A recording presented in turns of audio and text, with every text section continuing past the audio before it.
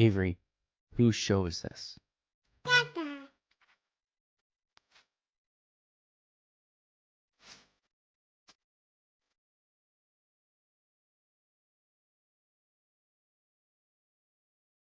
And we're live. Welcome everybody here to the Lakers Lounge late night edition.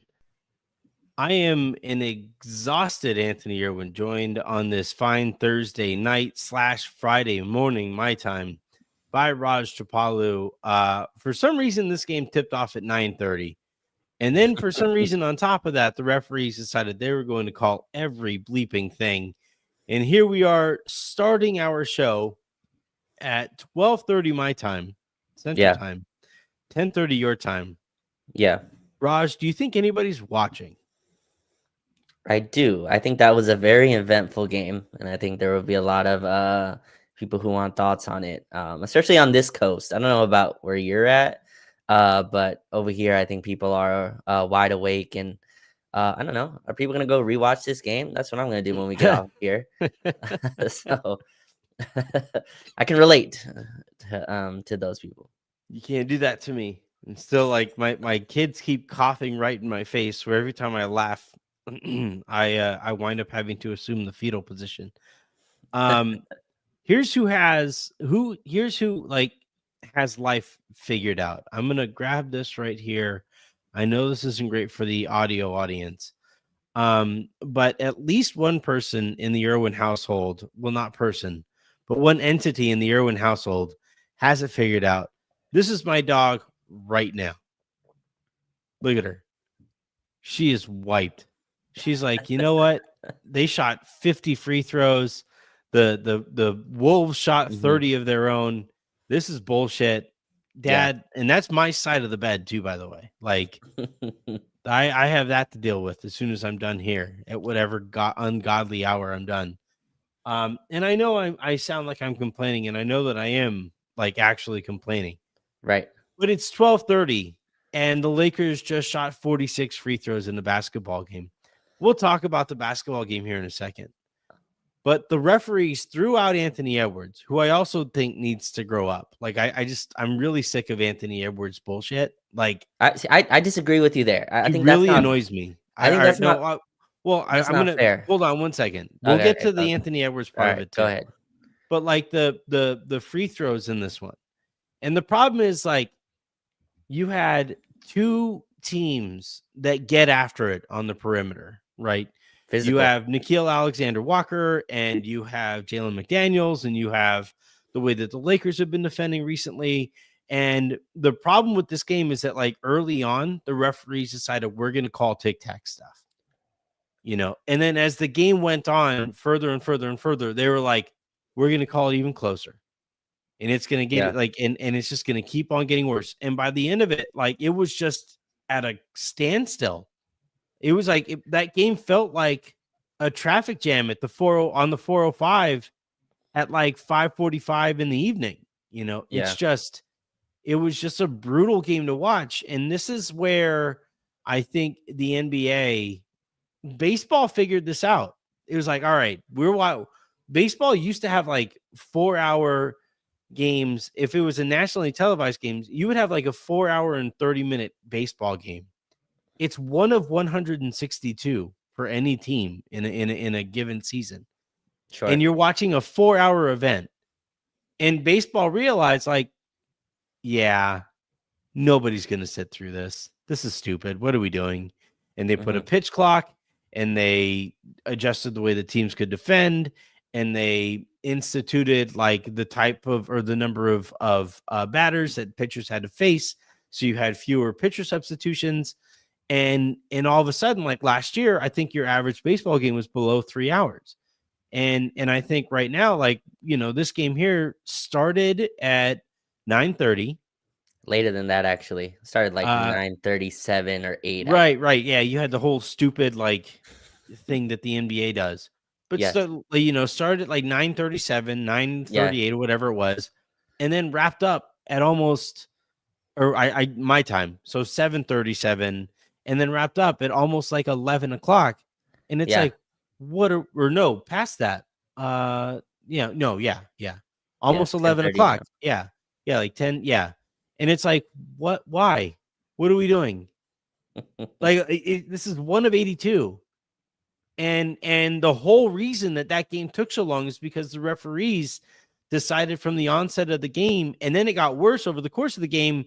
We aren't going to allow the hand checking and the off-ball physicality and all that stuff.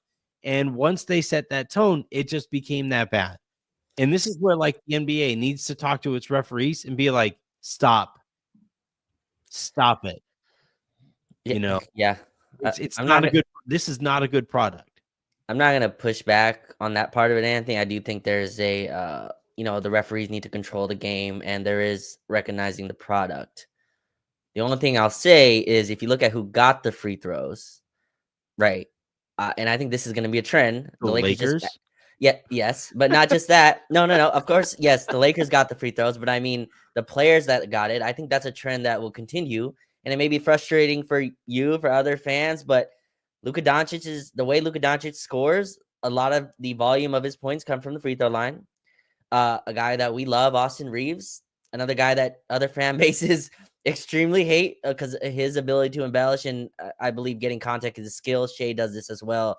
But Austin also is getting up there in double-digit free throws. And the other guy, LeBron, also got 12 free throws, which is a guy we think doesn't get fouled a lot. So, yes, it was ugly. There were some tic-tac fouls. After Anthony Edwards got ejected, I thought the whole tenor of the game changed. Yeah. The Lakers' defensive strategy had to shift, obviously, because everything was tailored toward him, and the rest wanted to control the game. You mentioned that Anthony Edwards getting ejected. We can discuss him in a little bit. But Naz Reid also getting that technical, I thought was awful. I think he said call it on the other end, and they threw him a tech for that. I think I don't know. The emotions are high. These are super competitive psychopath dudes. I think you got to let a little emotion slide. But I'm with you. A lot of calls, a lot of tic tac ones. Terrence, I forgot his first name, but Shannon Jr. Yeah, he got a lot of fouls at the rim too. It felt like just driving to the basket. So yeah, the game definitely slowed down. But I'm glad the Lakers got the win through it. Let's have the Anthony Edwards conversation really quickly. Okay. This dates back for me. This dates back to his comments about Wemby and about being the face of the face of the league and all that stuff. And a lot of people took it to be like, see, look, he's just holding up Wemby. And it was like, look, he's just really self-aware and all this stuff. And it's like, no. He likes being the face of the league. Absolutely. He likes the Adidas commercials. He likes the Sprite commercials. He likes this commercial. He loves being like the center of the U.S. basketball universe when he was on that team. Mm-hmm. He loves the fact that like he's going to be the top name on Team USA in 2028. He loves all of that stuff. What he doesn't love is the accountability that comes with it. He doesn't love the fact that like he can remember like a couple of years ago when he was a rookie, he had that like that video where he was commenting on the guys that were like cuddling up, and he like that would affect your money if you are the face of the NBA.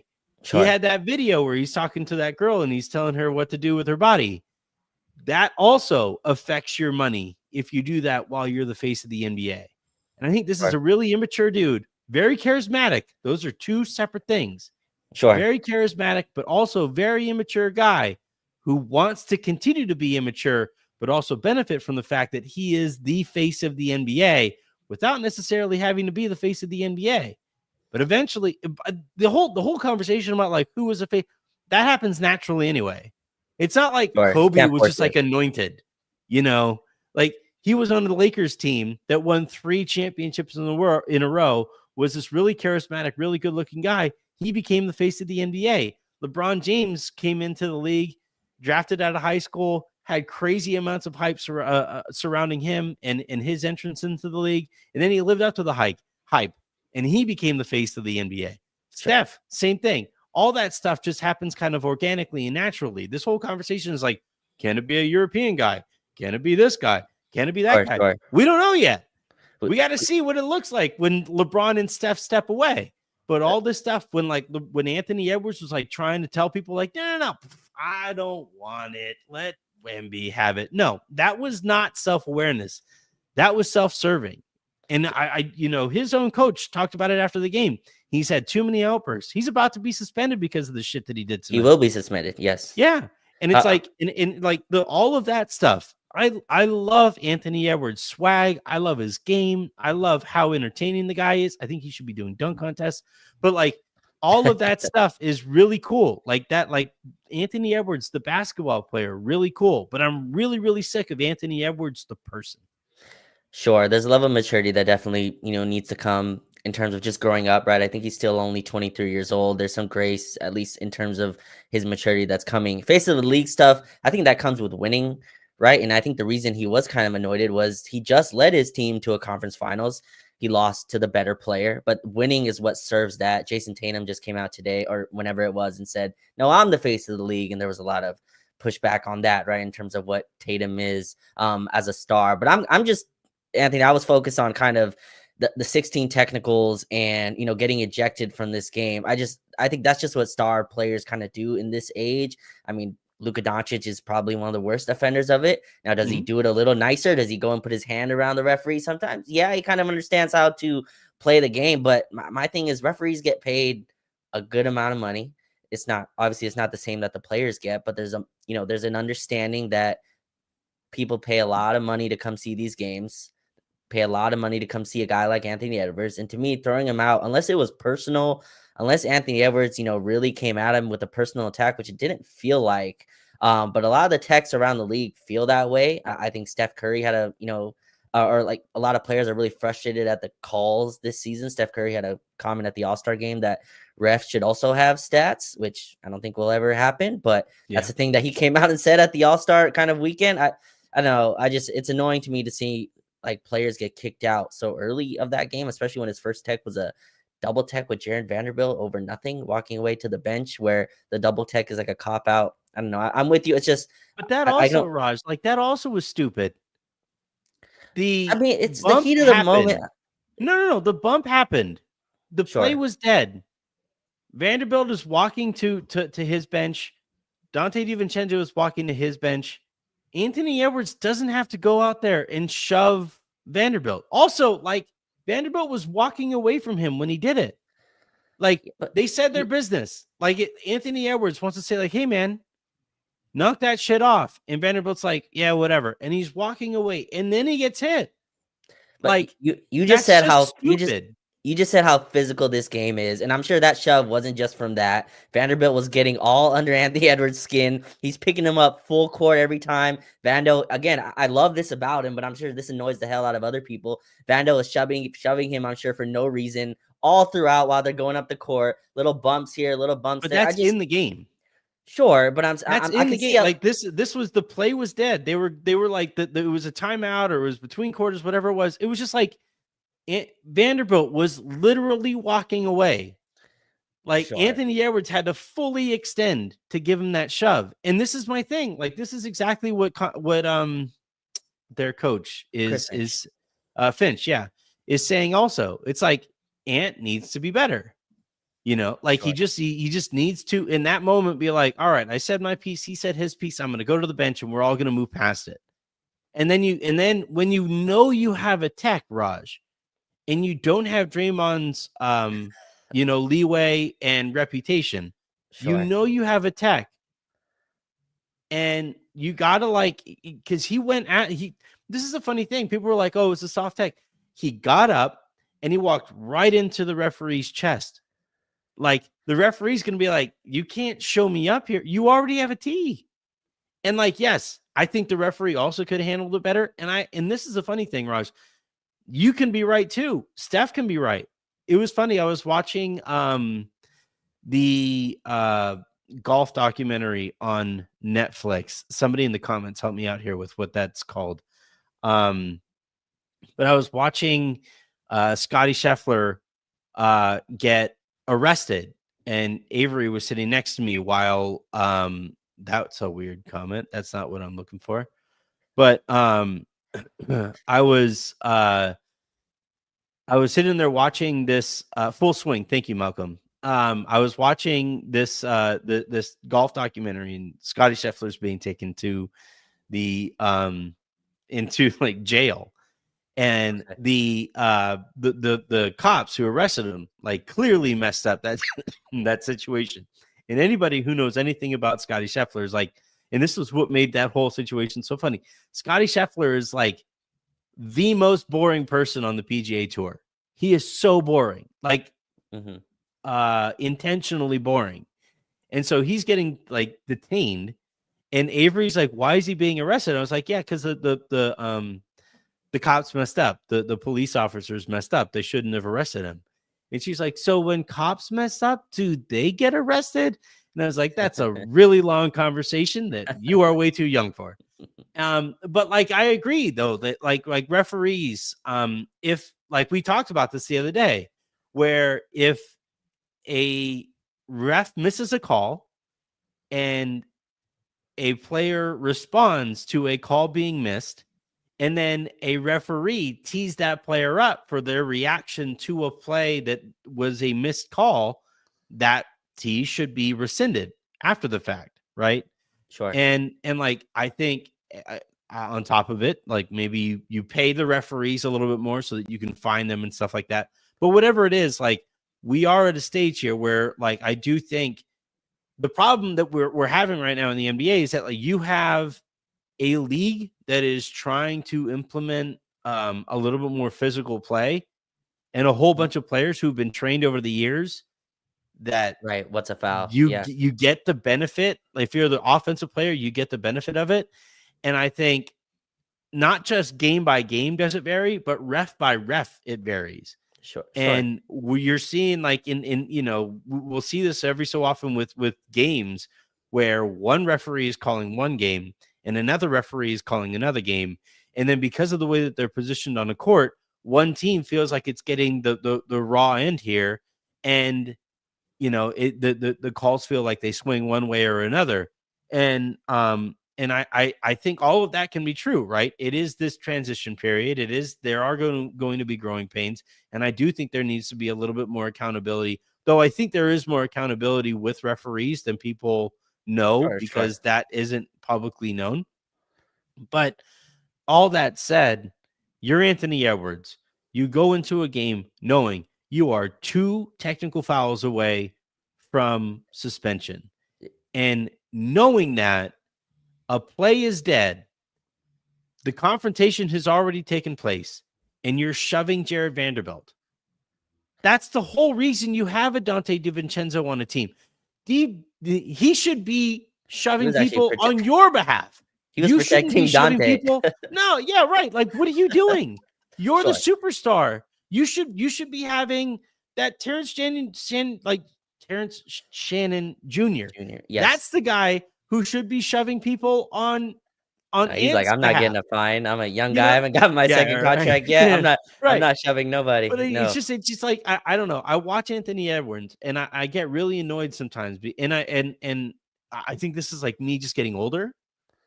Oh Sure. God, Malcolm's that's a great comp. Anthony Edwards reminds me too much of Boogie. But like he's such a but bigger like star than Boogie was in terms of yeah, I league. mean In like terms of league, Boogie played for Sacramento, and Sacramento's a bunch of losers. And back then it was even worse. But like or and also like style of play, to your point, Yeah. his style of play does lend itself more to stardom. But all that said, it's like I just want to, and this is the old man in me, the 38-year-old, like, dude, I promise you're gonna look back on this and you're gonna be like, why was I so dumb? Because he's gonna be suspended while his team is fighting for playoff positioning, staying out of the play-in, all of that stuff. He is now suspended for tomorrow's game after they 100%. lost tonight. You're not, all the comments you said, I don't think you're wrong in terms of maturity. I also think he's kind of being killed for his own success, right? 23-year-old guys aren't superstars. 23-year-old guys don't usually lead their teams to conference finals and put up the performance he does, right? And like I'm not trying to shoot bail for him getting kicked out. It's just my favorite line, Anthony. I'm not comparing him to Michael Jordan, but my favorite like line from The Last Dance was I think it was the Tim Donahue kind of Netflix documentary. I forgot which one it was, but they were saying that I guess they were trying to implement this new rule where like the turnaround was kind of a travel, right? And they were kind of implementing that throughout the league. and they called it on Michael Jordan. And I forgot which ref goes to Phil. He's like, "Hey, they're telling us to call it." He's like, "Yes, they might want you to call it, but they don't want you to call it on him."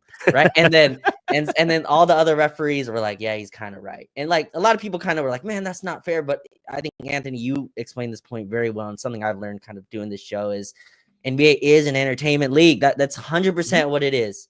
And I understand the referee has some, he does not want to get stood up. It's just the ticket prices and how hard it is to get into games for a lot of people. I think that should be taken into account a little bit more than it is right now around the league. But you're still right. He needs to mature. But I mean, a 23-year-old guy, and emotions are going to run high. He wants to protect his teammates. He's the leader of his squad.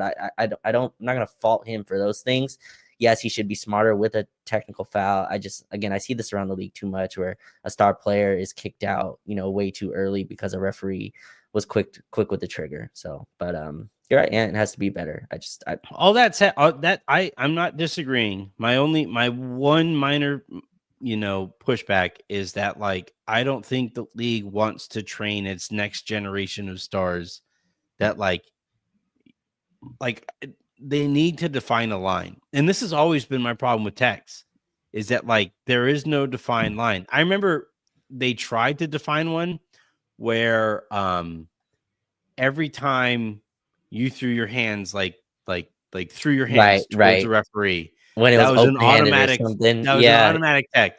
And like I remember respect for the player game was like walking away. Yeah, the respect the game rules. Yeah. I remember a player was like, I think it was Kobe, was like walking away and was like, come on. And he like that was literally like his he didn't extend, nothing like that. He was just like, oh, stop, shut up, stop. And it was like, and I remember that time I was like, all right, now that we got wrong. That's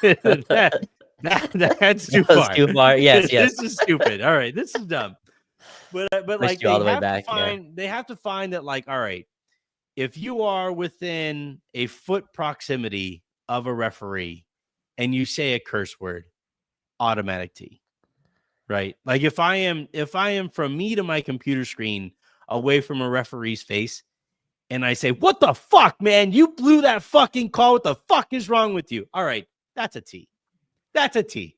Is that a double T though? Like if he has one already, is that a double T? Do you kick him out for that? Yes, okay. because you should know. All right, it should, because then it's funny because then the NBA players can like step like exactly 3 feet away. Right. Yeah. That was a blown fucking call, ref. That was really bad. And then it at least it looks funny and it looks entertaining. But like what you can't have is like these guys that close, showing them up. And again, Raj, he had 14 T's. I bet referees like this is the other way that like the league would go on some guys. Rasheed Wallace, referees were so sick of dealing with him that like he would just look at him and be like, no, I know where this is going. That's a T. Right. G. Right. Just don't let's skip the antics and you're gonna get a T. And that's right. before let's just start from one. Yeah, you don't start at 0. You start at 1. Like, we're just gonna Sheed would be like, and it was like T. It was like, all right, yeah, I know. I was about to earn it, but I get it. Right. And so like maybe that's what they do. But like the whole thing here is that like Anthony Edwards has to understand the situation here, and he has had the situation come up to the tune of 14 times already this year. And the one T that he picked up with Vanderbilt was dumb enough. And then the next one that he picks up is even dumber, in my opinion, because he knows he has the 1 and he has the 15 before it. But let's go ahead and move on because it is going on it's way past my bedtime. So let's talk about the actual game here. The part of this that there were like 2 main takes that I have from this. And I'll start with the first one. You can see it there on the right side. By the way, please hit that subscribe button. Please hit that like button, all that good stuff. The Lakers continue to win while they are clearly figuring stuff out, right? I think there's immense value in that like the Lakers are learning. Like this is a thing that you would see early on in super teams, like super teams, growth periods, Right. you know, like back Adjustment. during the growth period or the super team era. Uh, they were great, like those Lob City Clippers teams and the Paul George Kawhi Clippers teams. And man, there's a lot of Clippers teams that fit this description. But like the front runners, right? Oh, right, And right. how like when things were going really well, they looked like the greatest team ever assembled. But when things weren't going very well and they got punched in the face or they got punched in the gut, they didn't know how to respond to those things. And the thing that I excuse me, I've really liked with this Lakers team so far this year, since the deadline, and while they are trying to figure this out with Luka and LeBron and Austin and playing small and defending the way that they're defending, is that like, yeah, they go through their ruts and they go through these like down periods during the game or whatever, but like they don't feel like a front runner. And they won a game like tonight where they didn't play well. They won a game the other night against the Mavericks where they didn't necessarily play very well, and they're winning anyway. And I think that like that weirdly has me almost excited as like the really cool periods have had me, like where we see what this team, those flashes where we get a like Yeah. little glimpse of what this team can possibly look like.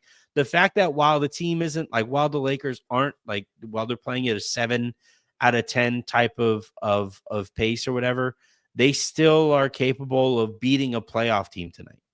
What's funny is that 7 out of 10 pace, Anthony, is going up 20. And I know the Timberwolves were without Rudy Gobert and without Julius Randle, which I'm not sure who that helped more. But yeah, like so, that 7 out of 10 is really going up 20 in that first half. And their defense looks so locked in. I have concerns about that being something you can consistently do for 48 minutes. That takes a lot of effort, and you have to exert a lot of energy to play that style. But they obviously have something locked where they understand every rotation. It's disappointing that Rui got hurt. I'm sure we'll get into him a little bit later, but he and Vando and DFS and even Luka all kind of understand where their help is supposed to come from. And especially in that small ball unit, when Jackson Hayes goes to the bench, it's a very strange team to attack, Anthony. Like a team that doesn't have a center. Anthony Edwards is very used to kind of bringing up whoever the center is guarding to use as a ball screen. But today it's like, who do I bring up? Like whoever I bring up is DFS, it's Vando, or even if it's Luka, they're sending help at the correct spot. And, I was just looking at the totals. I mentioned this before, but in terms of what you're getting from like the big three, and you got 88 points, 16 rebounds, and 16 assists and 36 rebounds from your big three. Like that floor that keep, and that's with Luka shooting 6 for 20. Yeah, this was like a bad Luka game. And so we were up. It was funny. I was watching. We were up so big that Luka's like, let me just fire these. Like, I'm not even open. I'm not even going to try to create that much space. Let me just see if I have my 3-ball. And we were up 19. He shoots. We were up 17. He shoots. All right. Gets down to like 13, 14. He's like, all right, I got to run some offense. Let me get to the line. Lead goes up a little bit. He goes back. Let me see if my jumper's there. And it just never was there tonight. And I see people are a little bit concerned. Like Luka's resume is so freaking strong. Yeah, that, I have no concerns about Luka's offense coming. That's the last thing I'm concerned about, especially what he just showed against Denver. But no, I'm with you. They're not like clicking on all cylinders. I do think LeBron and Austin are kind of showing like, and this is important, and this is how we're kind of winning these, ugly games. LeBron and Austin are showing, oh, Luka can be here and I can still put up when I need to. Like I'm not sacrificing a thing. I remember when the Warriors got Kevin Durant and they went to Klay Thompson and they're like, so how many shots do you think you're sacrificing? It's like 0. I'm not losing a single shot. What are you talking about? But no, and they showed like Austin's averaging like 25 in February. Yeah. But yeah, like I think all those guys, LeBron and Austin, are kind of showing we can find a way to get our baskets while Luka kind of figures out where his offense comes from, and that's important. The Lakers I think they've won 9 of 11 or whatever it is. Have a tough game against the Clippers tomorrow, where I'd be shocked if everyone played. But this was a big win. I think you mentioned it online. Denver also lost, so it kind of keeps you ahead of, on pace to catch them still. And yeah, Luka just has to find it, and I think he started this game pretty well. But after that, yeah, he just kept hunting that jumper and he, of course, Anthony, he hits the freaking falling out of bounds 3-ball So that swishes through.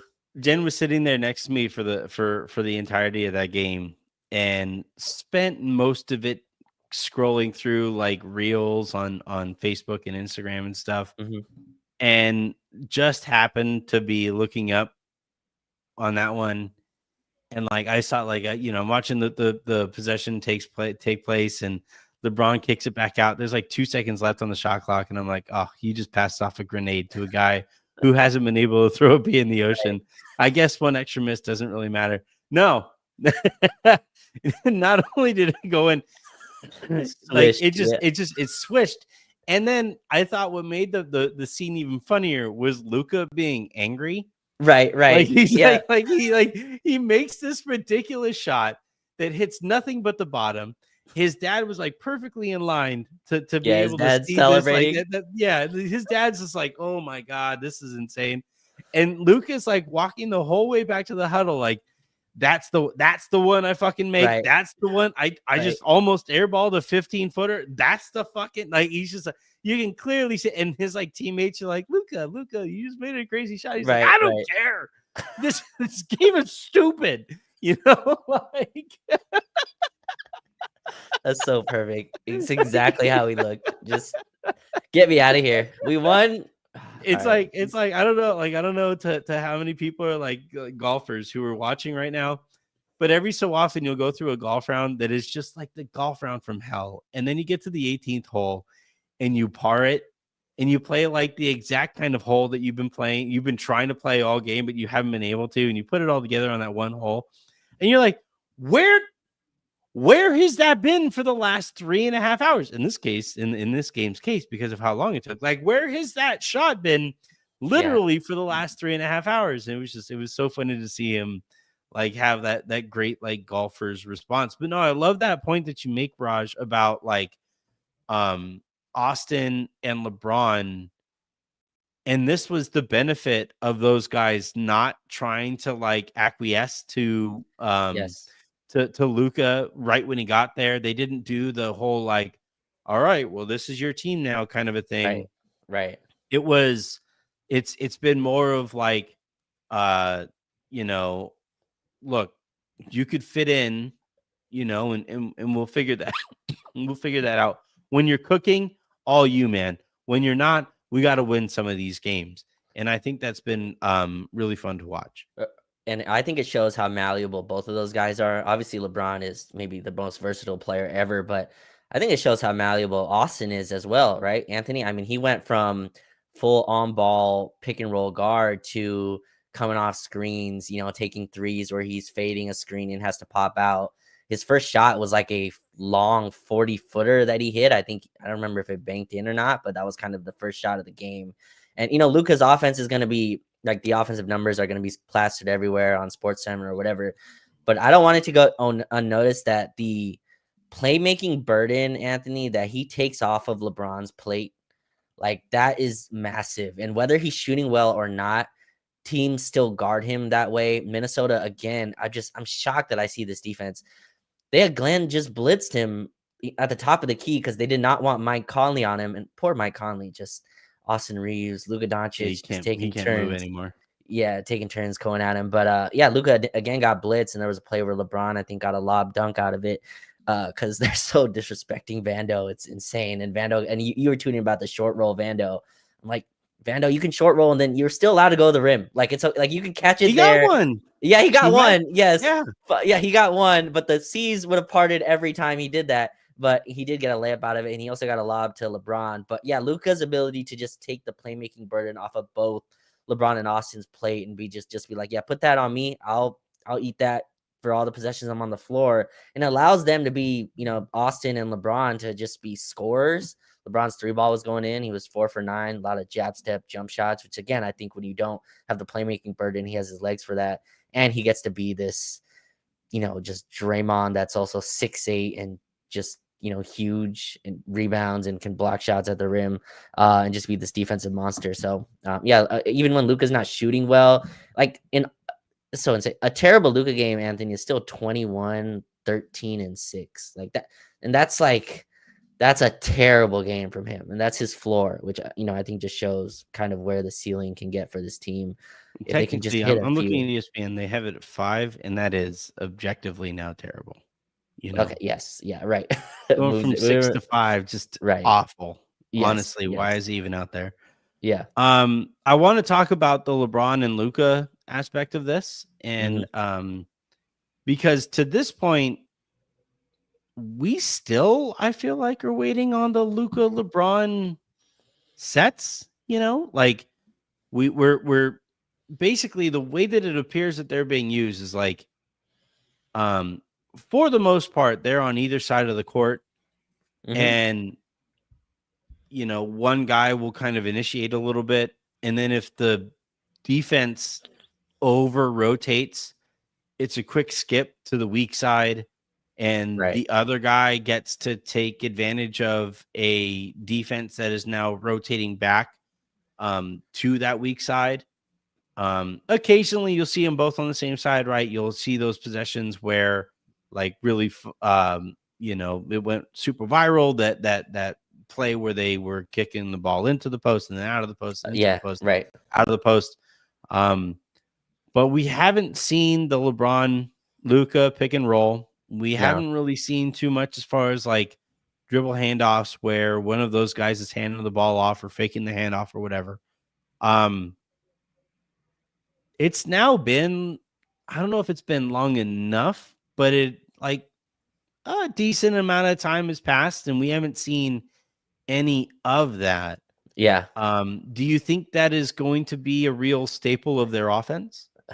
I think for now it's not. It doesn't seem like they want to. Remember I remember Vogel during the regular season really didn't run a lot of LeBron AD pick and roll until it was kind of winning time. I don't know if that's something that JJ's thinking. I also think, both Luka's really more comfortable when it's a big man or, when it's DFS coming up, and it gives LeBron a chance to rest, right, and play off ball.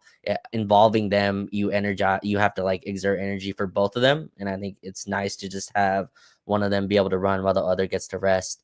And Luka, I mean, I know his conditioning's getting better, Anthony, but just watch him on a play where he doesn't have the ball, like the huffing and puffing with hands on the knees in the corner is just like like I it's like, kind of well, wonder if I wonder if the Lakers should just have a hookah pipe ready for him. wouldn't that make Like it his worse? conditioning can't get worse, right? Like you should just like have it over there on the sideline and then see what he looks like when he gets a quick hit.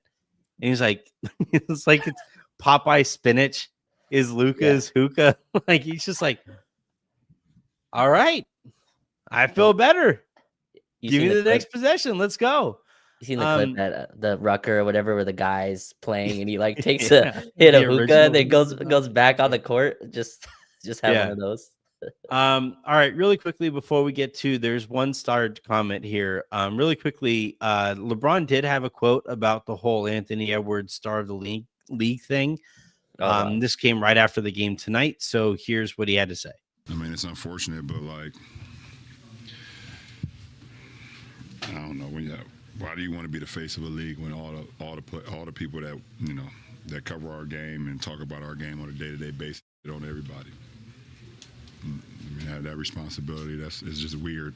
It's weird energy from the people that I don't know, but. Channing, he said it. He said it perfectly. Couldn't have said it no better. But Ant said he don't want it. I mean, obviously, I didn't ask for it. But I knew there was a responsibility for me, not only to my family, my friends, my community, and whoever that was going to follow my journey throughout my career.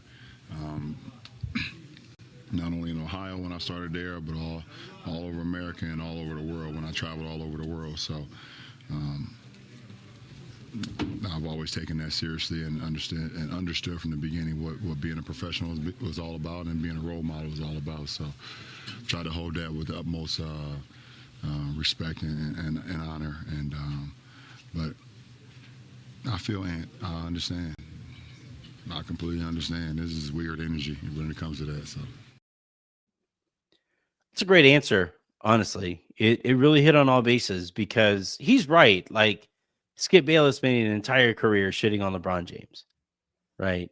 And there is like that actual economy of the Sure. way that people talk about the NBA in ways that like we don't talk about the NFL and we don't really talk about Major League Baseball. And I think that like I think if anybody should be there to point that out, it should be the guy who has caught that ire. LeBron has also spent the entirety of his career chasing the ghost of Michael Jordan, and anytime he has gotten anywhere closer, like any closer to Michael, the stupidity and the noise only got worse. But I also think that we need to like really hammer home the second part of that in talking about like the fact that being the face of the league is a responsibility. So when you are presented that opportunity, it is about like recognizing, the good that that can do for either you and your family and in your community, as LeBron talked about, but also for like the next generation of players. Yeah. And I that's the part that I think and he's really young, man. Like he's a really young man. And I kind of feel for him because there is going to be this kind of vacuum after LeBron and Steph. Although with Luka now in the Lakers, it looks like LeBron might be able to play another 5 years. I don't know. Right. But Right. like, I do kind of feel for Ant in that like there isn't that generation between his and LeBron and Steph's that like there should be somebody more ready to step into that limelight. And that middle generation there hasn't really produced anybody, Yeah. right? Yeah. Zion has been fat his entire career. John Morant had the gun stuff, and like you've had all of that like go on, and now it's like Ant, like he's like we're looking at Ant like Obi-Wan Kenobi, like you're alone, you're our only hope, and he's like, man, I'm 22, I'm an Right. Right. idiot, like I'm not ready for this, and Right. like we'll see if he's eventually ready for it, and if he's ever willing to carry that mantle. But it is a mantle, and it is a responsibility, and it's one that like is really important for the NBA. I do hope that we get over our general xenophobia, like when it comes to Wemby, when it comes to Luka, when it comes to Jokic, who has won 3 consecutive or whatever it is MVPs. Like I hope at some point we take those guys a little bit more seriously in this regard or whatever. And it is an organic thing that is going to happen for whoever winds up being the face of the NBA. But I really love that LeBron talked about it as a responsibility. When he was presented that opportunity, he took it seriously, and I hope whoever does, if it is Ant, if it's somebody else, does. Yeah. Yeah. It's unfortunate that the loudest kind of ones are the ones that are kind of getting the reputation that the people covering the league shit on the league, which again, it's true for a lot of it. Obviously, if you watch Charles Barkley or Stephen A. Smith or something like that, you're gonna hear that. But there are guys like Richard Jefferson who does a great job. Tim Legler, right? Also another guy that's on ESPN that covers the league and does a great job with it. I'm with you. There's a responsibility of it.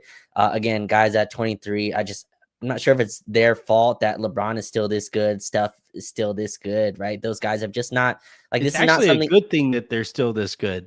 Right, I don't know what the league would do. Like, who would be the next? Like, maybe it's Jokic, but he so clearly doesn't want it. Like, that was gonna be my point. Jokic does not want it, right? Even with the 3 or I think it's 3 MVPs. Like even with all the MVPs, even with the championship, it's clear that he doesn't want it. We'll see, with Luka now on the Lakers, if that kind of bumps into the spot. I think Luka does want it more. Like the way that he's kind of interacted, and he is still kind of public with being kind of the face of the league, but it's clear they're trying to bump Anthony Edwards to that spot. Again, I don't think that's something that you can just throw someone to. They have to also want it. There is a responsibility to it, and Ant's kind of been the best, most. I think the league is looking for an American star. They just are. Like they're trying to find one. I think Ant's been the closest with the Gatorade commercials, and he and KD would all over the summer, with the Olympics. So we'll see if he can kind of carry that mantle next. But yeah, LeBron's comments I thought were spot on. It is a responsibility, and that's kind of if you're gonna take the commercials, if you're gonna be this loud in front of the cameras, like that's part of your responsibility. You are a role model, right? So are you gonna be Charles Barkley, or are you gonna be like LeBron or whatever, or MJ or whatever it is that if you're gonna benefit from it, you have to carry the responsibility too. Right. Like if you're gonna if you're going to fill your pockets, if you're going to line your pockets with all of that money that comes with being the face of the NBA, you also have to assume and accept that responsibility. And it does sometimes mean that you're going to hear some nonsense talked about you. It does. Like, this is the thing that I honestly struggle with, Raj, and I'm 1/zillionth of the presence that these guys are, right? But like, I don't do well all the time with criticism. I don't like the personal shots that I get, right? I've lost like 35 pounds since the beginning of the new year, and I'm still getting like the "fuck you, fatty" comments on Twitter, and I'm like, man, I wish you would say that to me in person, you know? But like, I have a responsibility to the show, to Odyssey, to my family, that I can't find those people who were saying those things and like beat them to a pulp, because that's not how this works. So like, to a certain extent, like that noise, that nonsense, it also unfortunately comes with it. I do hope, and I will say that it's a good thing that, in part because LeBron never gave him the light of day, Skip Bayless is completely unemployed right now. He's a complete pariah. He's gone, you know? Yeah. And like, he has his own podcast and he's trying to do all this stuff and like monetize it on his own. But he's a nobody at this point. You look at a lot of like the loudmouth presences that somebody like LeBron might be talking about. And like, by the way, the occasional bit of criticism, not a terrible thing, probably annoying, but not a terrible thing sometimes if you deserve it, like Ant does in this case. But like the Skips of the world, the Jason Whitlocks of the world, like, they are so far off into alt-right world that like nobody, like, if they say something stupid, you could just mute them and they just exist in the void, you know? Like, I do think we're making some, and also, by the way, TNT and Turner, their contract ended with the NBA, and I think that's probably going to be good for the kinds of conversations that take place about the NBA on official partner grounds and platforms like that. I think is going to, I can't wait to see what Amazon and NBC does, given what they have done for the NFL. Like, I think that's going to help. Eventually, maybe Skip or Stephen A will decide he wants to be a full-time politician, and then we'll have him rid of NBA conversations too. And I think that'll really help. But it sucks that it took all of that and we had to get through all of that nonsense to arrive here. But I do think like the Nick Wrights of the world, I think Bill Simmons, like, he has his moments or whatever, but I think he always kind of means well. And like, I think we're kind of moving past, like, I don't think we're going to have another Skip is essentially my point here, unless somebody tries to rise up to it and take up that mantle. But like, I think we've also seen, and I think everybody else who would take up that mantle has kind of seen like what waits for you at the other side of that rainbow. Yeah, you paid really well, but everybody hates that dude at this point. They do. There will always be a market for it, right? If you scroll Twitter for even 3 minutes, you're going to find some crazy negative, you can tweet something nice about Luka and someone will respond, what about LeBron? Like, I mean, yeah, he's still playing. He's playing well. But yeah, I think there will always be a market for it. It's just sad that that's kind of representative of what the league is in terms of, how it's covered. And that's disappointing to me because there's a lot of people doing great work. You mentioned, some of those guys, but again, they just get drowned out by the noise. And I think you hit it on the head. When your own partners are doing it, right? Like, before a TNT game, Charles Barkley will go, these two teams suck. It's like, well, like, you're about to show this game, Charles. Like, this is the game that you're supposed to be promoting. And ESPN is a little bit better with that. They do some trade stuff before games that annoys me. It's like a really low bar, and ESPN does just enough to slide a toe over it. Like, it's right. Exactly just jumping over the bar. They're like, all right. Man, tough. Passable. Yes. Yeah.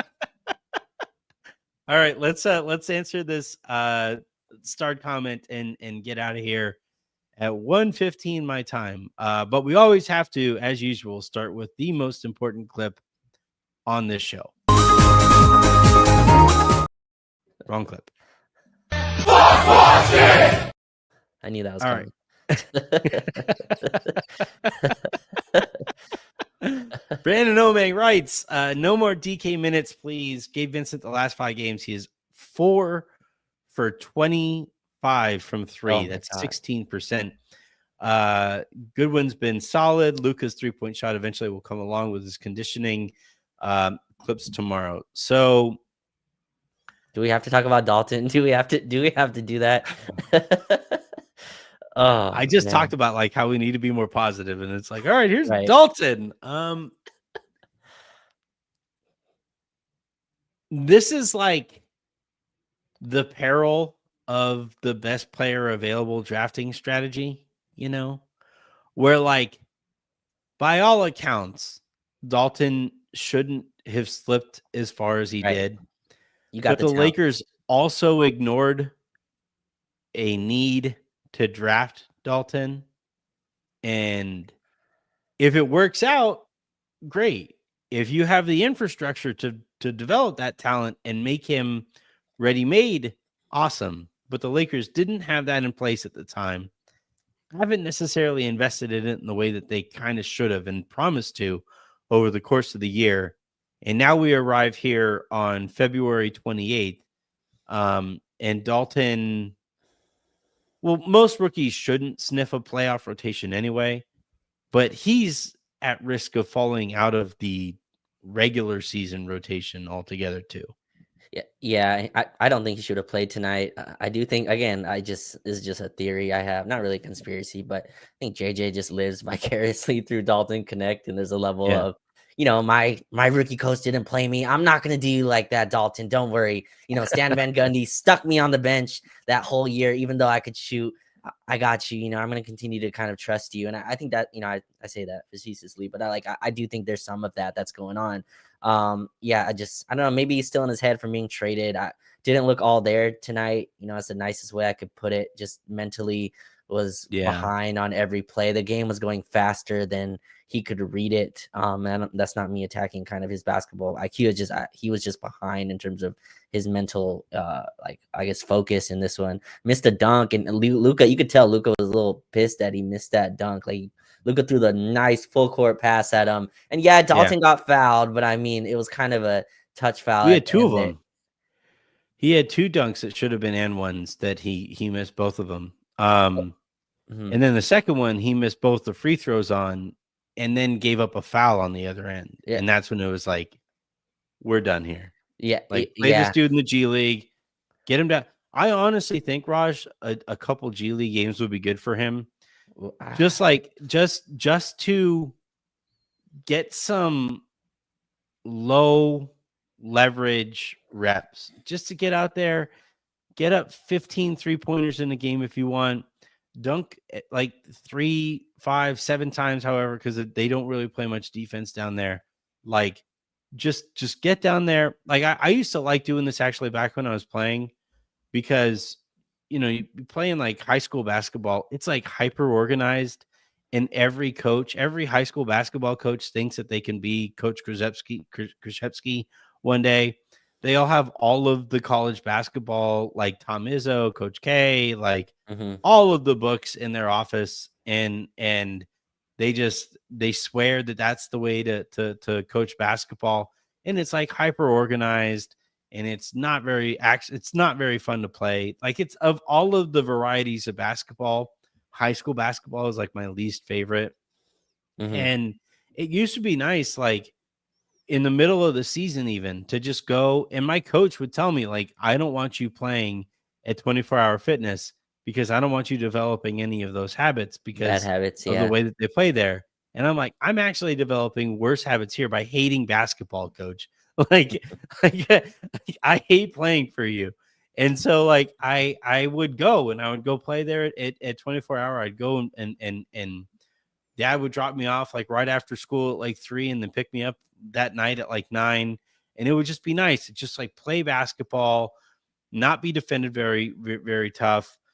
Get out there and get some defensive reps if I really, really wanted to.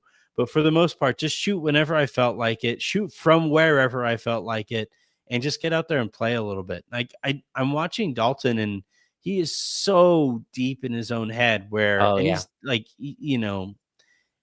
it's really clear to me that like this is the least confident he's ever been playing basketball. So it's just like put him in a situation where he can be a little bit more confident. Yeah. Like just give him a week or so playing G League ball and get him away from this. Yeah, it's tough because he might see that as a demotion, and I just don't see the Lakers going that route with him. I'm going to No, use I that. doubt it too, but and I don't care how he sees it. It's Yeah, still yeah, what would be best for him. yeah. He might benefit having a few reps down there where he can just see some shots go in. But you mentioned G League, and I just want to get to this other part of it. Jordan Goodwin, my God, like what Yeah. a performance! He had a pullback shot, and it's so cool It to was see that. I was literally the Shaq meme. Like, Yeah, yeah, sure, I did not know you well, had that in your bag. so that's like his patented shot in the G League, but that's not a shot that I thought would translate for him. Just his ball handling is, not up to that Yeah. tier. But to do that in the league was really cool. I forgot what guard he did that to, but got a nice step back, kind of clean jumper. I think he also hit a 3-pointer. Anthony, he had like 10 deflections. Like he stripped so many people at the basket. He's, has really good instincts on the ball. I think like how many minutes did he play tonight? 12 minutes. I think you could have easily gave him Dalton's 11 and just lived with that. 20 minutes for Jordan Goodwin. I would have liked, Jackson Hayes to play a little bit more. Maybe he played 22, but yeah, Goodwin was, awesome. And it's cool to see him kind of find a niche on this team. And the Lakers don't have to really convert him until the end of the regular season. They have a lot of two-way games left for him, but it feels like he's going to be a mainstay in the rotation, which is really cool. You're muted. My bad. Again, 120 my time. All right. Yeah, Luka's 3-point shot will eventually come around. Clips tomorrow. So on that clips tomorrow thing, LeBron said his hammy is okay. Luka says that he is questionable tomorrow. He took knee-to-knee contact, and I would imagine Rui is not going to play tomorrow. No way. No contact on that injury, and we'll see what that looks like. But yeah, until no, tomorrow's Friday, so no show after tomorrow's game. Oh, thank God. Until let's see. Well, we'll see. You guys are tuning in the way that you guys are. I kind of feel like I have to keep this up and like just keep the momentum going. So maybe there might be a quick show after tomorrow's game. We'll see. But until the next time you guys hear from us, I'm Anthony Irwin. That was Raj Chapalu. This has been the Lakers Lounge. Have a great rest of your night. Make somebody else's. Keep those reviews coming. Hit that like button. Hit that subscribe button. Follow button. Wherever it is that you get your podcast, preferably on Odyssey. And we'll talk to you guys sometime soon. I don't know. It's 121.